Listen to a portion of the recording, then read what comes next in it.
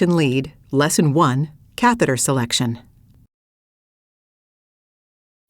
The OmniaSecure lead is compatible with a variety of Medtronic catheter delivery systems, including the C315 and the C304 catheter families.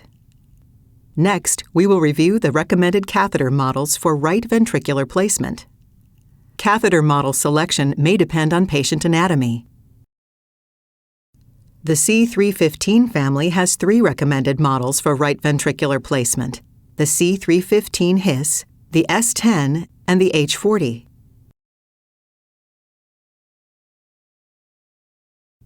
The C304 catheter family has 2 recommended models for the OmniaSecure lead, L and XL. Note, if a non-Medtronic valve is used, such as the safe sheath valve, the use of a transvalvular insertion tool is recommended to reduce risk of lead damage at the distal tip. To see a table of recommended catheters for RV placement, please review the OmniaSecure defibrillation lead tip cards. Fibrillation lead, Lesson 2, approach the targeted area as needed. Use of an introducer is optional. Advance the catheter and dilator assembly over the proximal end of the guide wire and advance the assembly to the right atrium. Next, slowly retract the catheter dilator, leaving the guide wire and catheter in place in the right atrium. Once the catheter and guide wire are in place in the right atrium, cross the tricuspid valve with the J-tip guide wire into the right ventricle. Then advance the catheter over the guide wire through the tricuspid valve and into the right ventricle. Position the catheter towards the desired location in the right ventricle and then remove the guide wire. Defibrillation lead, Lesson 3, lead insertion. Insert the lead into the catheter and carefully advance the lead. Grasp the lead close to the hub to reduce lead buckling. Remember, if using the catheter with a non-Medtronic valve like safe sheath, use of a transvalvular insertion tool is recommended to reduce risk of lead damage. Keep the lead within the catheter while maneuvering the catheter towards the intended implant location. Use fluoroscopy in both RAO and LAO positions as needed to facilitate accurate lead placement. LAO will help you ensure the catheter is directed toward the septum. Consider using counterclockwise torque on the catheter to direct the tip onto the intraventricular septum. Your defibrillation lead, Lesson 4, lead fixation. Once ready to fixate the lead, gently advance the lead while retracting the guide catheter to expose the lead tip and helix. If implanting in an apical position, ensure the catheter is not touching the myocardial tissue to reduce the risk of perforation. This can be visualized under fluoroscopy by aligning the distal end of the defib coil with the catheter tip. Next, fixate the lead by applying light forward pressure and rotating the entire lead body clockwise 3 to 4 complete turns. Consider visualizing the anchor sleeve tabs to count the number of lead rotations. After 3 to 4 rotations of the lead body, hold the lead to allow for the torque to transfer down the lead body to the implant site. Avoid over-rotation of the lead. To verify fixation, withdraw the catheter and confirm lead stability on fluoroscopy. You've completed Lesson 5, position the defibrillation coil. After confirming lead stability, gently withdraw the catheter and advance the lead to expose the entire defibrillation coil. Ensure the defibrillation coil is positioned fully within the right ventricle, below the tricuspid valve annulus. Visualize the tricuspid valve plane movements and defibrillation coil placement in both LAO and RAO orientation. Consider sufficient lead slack for when the patient is ambulatory. You've completed the OmniaSecure defibrillation lead, Lesson 5, Fibrillation lead, Lesson 6, Test lead electricals using the pacing system analyzer. Ensure that the catheter is pulled back to expose the defibrillation coil so it does not interfere with electrical measurements, and that the defibrillation coil is positioned in the desired location. Use the AccuRead Analyzer Cable Interface tool to facilitate accurate electrical measurements during the implant.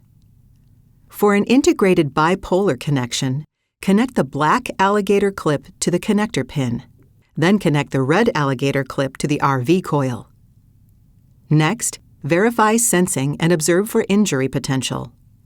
Injury is noted on the EGM with wide depolarization, causing ST segment elevation on the EGM signal. When current of injury is not noted, fixation should be reevaluated. Then, verify R-wave amplitude, pacing thresholds, and pacing impedance.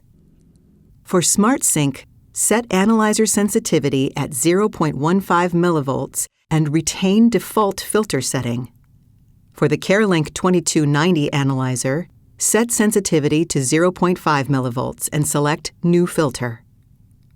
Test for absence of P-wave oversensing and T-wave oversensing at the most sensitive sensitivity setting on the analyzer. If oversensing is observed, increase the device sensitivity setting until it is resolved. If oversensing persists after adjusting the RV sensitivity, it is recommended to reposition the lead.